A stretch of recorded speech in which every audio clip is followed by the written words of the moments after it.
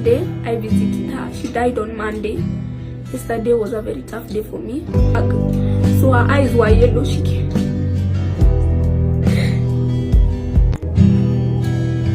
came down from the bed, like the nurses were holding her bed on the side and she was coming down.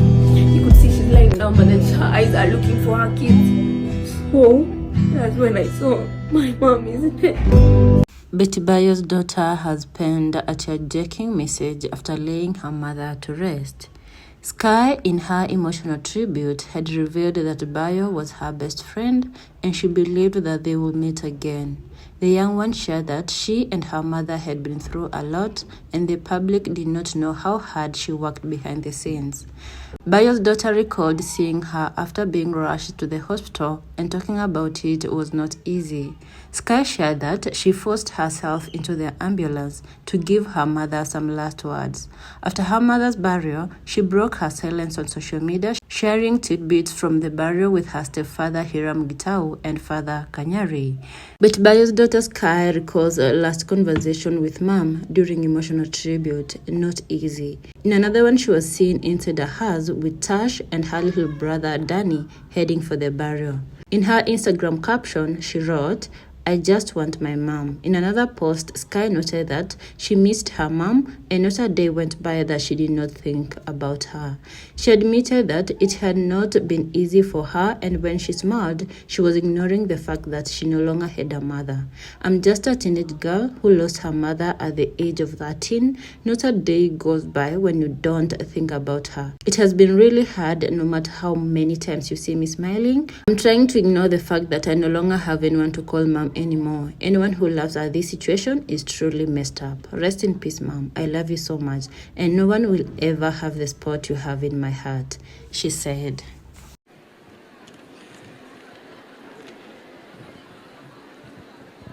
Tutulie tuweze kusikiza Dani. Tafadhali kwa heshima tu tuweze kutulia. My dearest mom, Mom, you are my whole world. You are the one who I could call any moment, and you'd show up with a little love, sometimes with a surprise, sometimes telling us to get ready for a trip or a little adventure. Those moments made me feel special and seen. I loved the way you called my name, how you made me laugh, and how your hugs made everything feel right again. I will never forget our adventures, especially Dubai.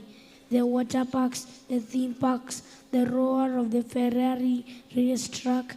With you, life wasn't just lived, it was deeply and joyfully. You filled our days with wonder, taught me how to face the world, courage and curiosity. But more than memories, you give us values. You gave us a strong spirit, a tender heart, and faith that keeps us anchored. Those gifts will always stay with me forever. I will miss your voice, your smile, and your warm embrace every single day. Even though you're not here with me now, I carry your love everywhere I go. I promise to look after my dad and Sky and live a way that makes you proud.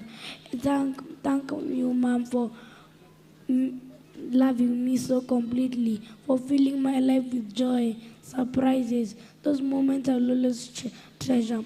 Your love is always my guiding light. You fought against leukemia. I will never forget you. Rest, Mom. Your love will always be my guiding light. I will love you forever in my heart always. And with the love from Daniel, I will always remember you. And I always tell myself every single day, crying won't change a thing. The only thing I can do is make her proud. This is my tribute to my mom. The last thing that I have to say here, we all gather here to remember and see the woman we all once loved, Betty Bayo, simply known to me as Mom. I know that my mother is no longer with me anymore and I won't have the privilege to make any more memories but I believe we'll meet again and that the same woman who changed the Kenyan gospel industry will also change my life. We've been through so much that the public eye doesn't see. The haters might jump into conclusions after slight misconceptions, not knowing how much practice and dedication she puts to give Kenya the best quality of her work. My mother had a lot of hopes and dreams for me. She wanted me to reach heights that are unimaginable. The moment she saw the talent, she tried to embrace and nurture no matter what the crowd said. She was the only one who truly believed in me and knew there was something in me. The only thing I can promise her now is that with or without her, I will accomplish all the awards we talked about, even dedicate them all to her. Never in my mind did death come across my mind when she got that sickness. Nothing major has ever happened in my life, so death seemed so unreal. As some of you know, my mother is very strong, and the sickness started with small headaches. And after that, it got so severe, she had to go to a small hospital nearby our house.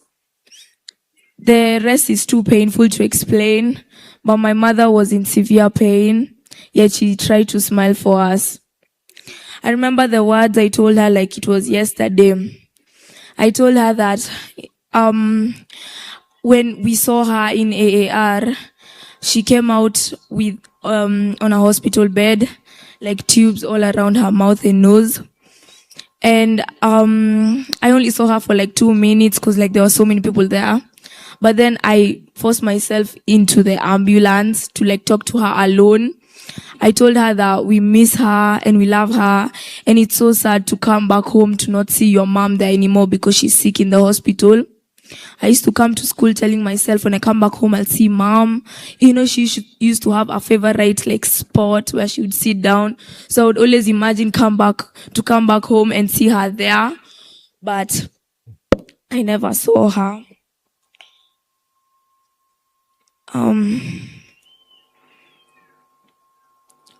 I never saw her, but she wasn't able to talk back. She wasn't able to move, but tears ran down her cheeks and tried her best. She tried her best to talk back and tell me things, but she wasn't able to tell me. It's hard to see your mother on a hospital bed with many tubes coming in and out of her mouth.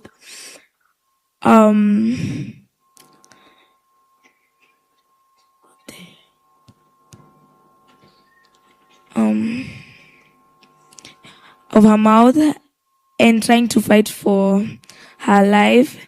The day I got pulled out of school and was told my mother wanted to visit me, I had high hopes thinking they were ready to tell me she's ready to leave, but that was not the case. But that was the day my mother was no more. It was 10th November 2025, which was last week. It's not easy, but I'll try my best to stay strong for my little brother Danny and everyone around us. Rest in peace, Mom. We love you.